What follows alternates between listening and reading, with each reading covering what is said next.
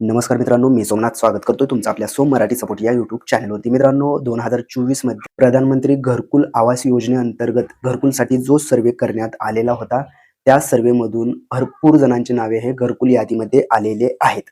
आता ती यादी सुद्धा आलेली आहे. ती यादी 15 ऑगस्टला ग्रामपंचायतमध्ये सांगण्यात आलेली आहे.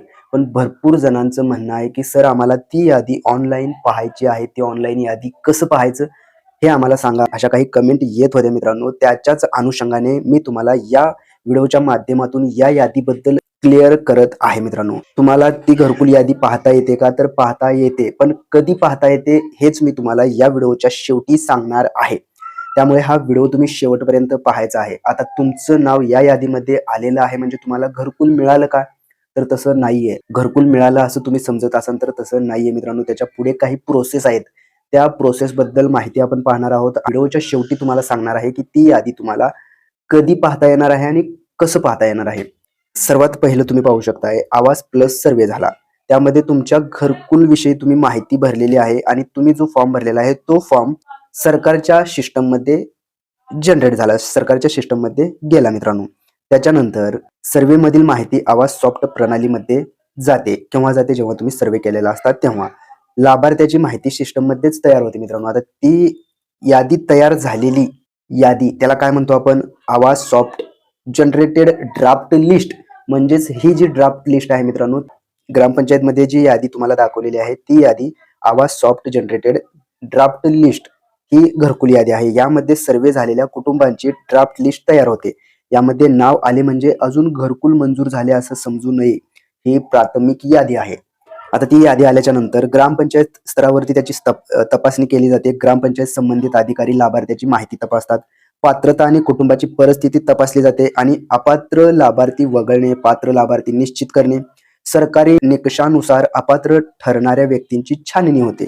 पात्र कुटुंब पुढील प्रक्रियेत जाते. म्हणजेच हे ग्रामपंचायत लेवलला या प्रोसेस होतात. त्यानंतर ग्रामसभेची प्रक्रिया चालू होते. आता त्या ग्रामसभेमध्ये पात्र लाभार्थ्यांची यादी ग्रामसभेसमोर ठेवली जाऊ शकते मित्रांनो. ग्रामसभेच्या प्रक्रियेनंतर यादी पुढील स्तरावर पाठवली जाते. आता तुम्हाला कळालं की जी ड्राफ्ट लिस्ट जी तयार झालेली आहे ती ग्रामपंचायतमध्ये तुम्हाला सांगण्यात आलेली आहे.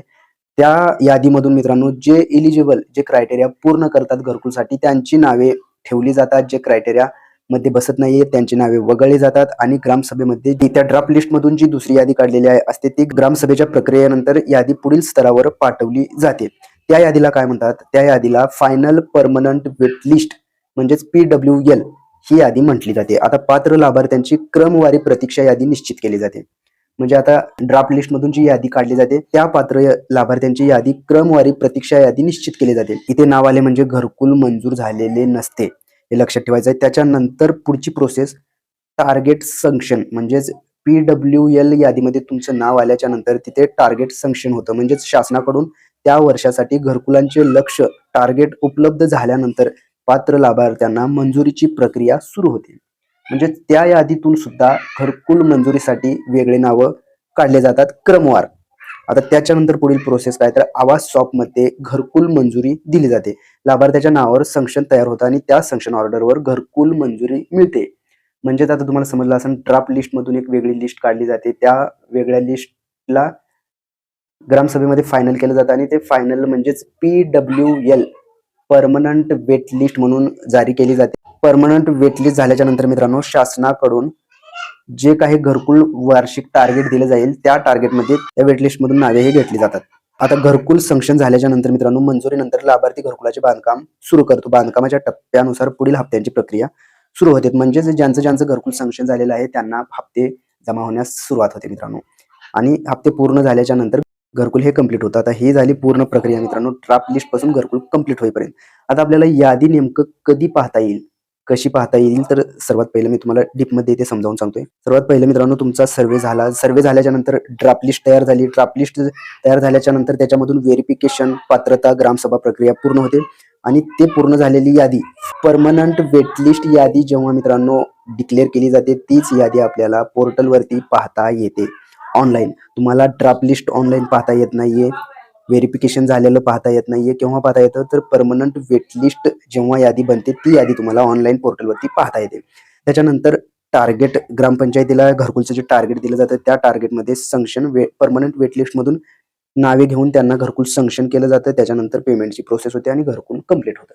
तर मित्रांनो, तुम्हाला हे समजलेलं असेल की ड्राफ्ट लिस्ट जी तयार झालेली आहे त्याच्यानंतरची प्रोसेस आणि तुम्हाला ती यादी कसं पाहता येईल, कधी पाहता येईल याच्या रिलेटेड माहिती तुम्हाला मिळालेली असेल. मित्रांनो, घरकुल रिलेटेड अशाच प्रकारचे नवनवीन व्हिडिओ आपल्या चॅनलवरती अपलोड केले जातात. त्यामुळे तुम्ही जर का आपल्या चॅनलवरती नवीन आला असाल तर सर्वात पहिला आपल्या चॅनलला सबस्क्राईब करून बेल आयकॉन दाबायला विसरू नका. चला तर मग भेटूयात पुढील व्हिडिओमध्ये. धन्यवाद मित्रांनो.